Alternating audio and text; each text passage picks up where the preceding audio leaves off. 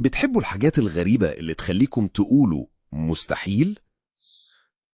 خليكم معايا عشان هقول لكم 7 حقائق مجنونة عن الكائنات والطبيعة.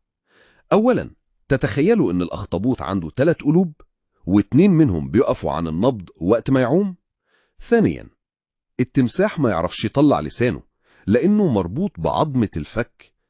ثالثا، قنديل البحر ما عندوش لا مخ ولا قلب ومع ذلك عايش. رابعا، في الطبيعة ممكن يظهر قوس قزح توام، واحد واضح والتاني لونه باهت ومقلوب.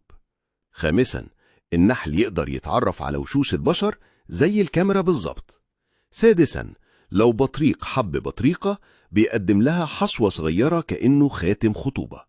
سابعا وأغرب حاجة، الجرذان بتضحك فعلا بس صوت ضحكهم عالي التردد وما بيتسمعش غير بأجهزة خاصة.